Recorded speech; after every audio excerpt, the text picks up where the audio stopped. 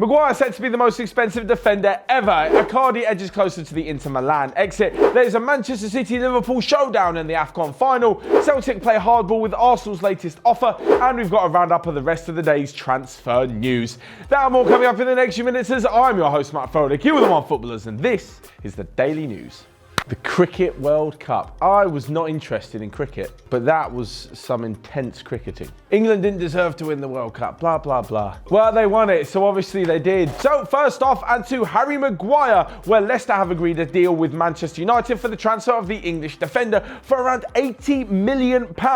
This will be £60 million up front with £20 million in instalments, making him the most expensive defender ever. That's £5 million more than Liverpool paid for Virgil van Dijk. Now, I know straight off the bat, most of you are going to say Maguire's nowhere near the level Van Dijk is at. But may I remind you, at the time, £75 million seemed a lot for a defender from Southampton who, to be honest, wasn't having the greatest season at that time. Yes, he was still a top defender, but since he's moved to Liverpool, he's come on leaps and bounds and had a massive impact.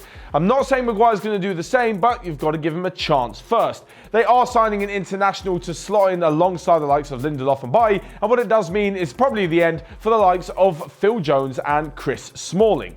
But what this then means is that Leicester City have a phenomenal amount of money to spend and they're going to go and spend it. Apparently they've already lined up their replacement for Harry Maguire in the shape of Lewis Dunk, the Brighton centre-back who's going to set the back around £45 million.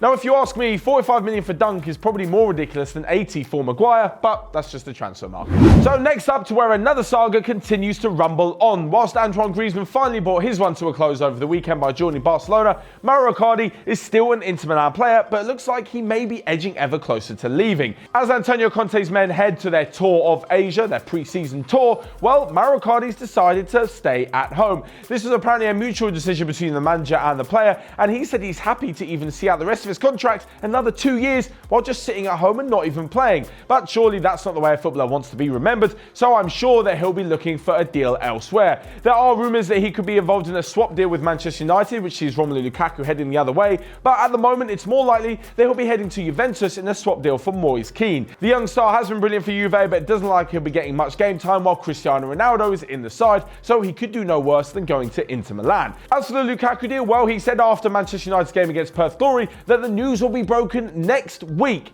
Coincidentally, the same time that Inter Milan are also in Asia for their pre-season tour, as Manchester United also head to Singapore and Hong Kong. There could be something going on there, but I guess we'll have to wait till next week to find out. But next up, and to the AFCON Cup of Nations final, where there is a Manchester City versus Liverpool showdown. The Liverpool element comes from Sadio Mane, Senegal's key player, and they are in the final after beating Tunisia 1-0 with an own goal from Dylan Bron. Such a nightmarish way to lose a semi-final. And if you thought that was a tight game, well, the other semi-final was even closer as Algeria just edged past Nigeria 2-1 with Riyad Mahrez, the Manchester City contingent, banging in a quality last-minute free kick. What this means is that when the final rolls around, it's Riyad Mahrez versus Sadio Mane, Manchester City versus Liverpool. Now, I know you're going to say, Matt, there's loads more players on the pitch, 22 in fact. Yes, I completely understand that, but looking at the way they played through the tournament, Mahrez and Mane are definitely the talisman for both of their countries as they look to win the African Cup of Nations for the very first time.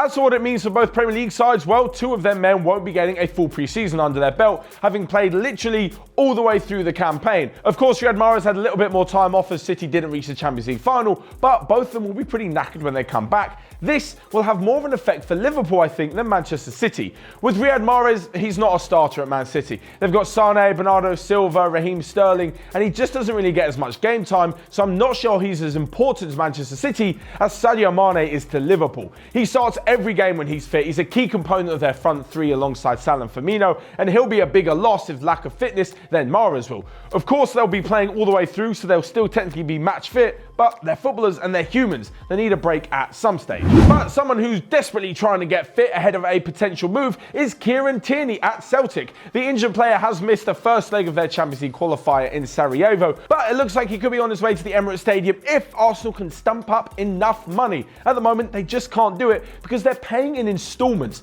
Their first offer of 15 million was rejected by Celtic quite swiftly. They've now upped it to 25 million, but they're still wanting to pay in monthly instalments over the next 1 to 2 years. years. Celtic obviously want the cash now, and if they're willing to get anything above 30 to 35 million, they're going to have to pay hardball, which it looks like they're doing at the moment. Should Tierney leave for Arsenal, it looks like Celtic will be bringing in the highest amount of money ever from a player leaving the Scottish division. That at the moment stands at 19.7 million, which was paid to Celtic from Lyon for their striker Moussa Dembele. If that move doesn't work out, then there's always Napoli, who are said to be interested in the left back as well. So lastly but not least, we come to a roundup of all the day's transfer rumours, where Jean-Michel Seri, who was relegated with Fulham, has caught the interest of not only Roma but AC Milan as well. Maxi Gomez has turned down a move to West Ham and completed his transfer to Valencia from Celta Vigo. Nabil Fekir looks to be joining Betis in a deal which could see Giovanni Lo Celso finally make his move to Tottenham. And lastly but not least, Bayern Munich target Kai Havertz has said he'll be staying at Bayer Leverkusen for the next year at least.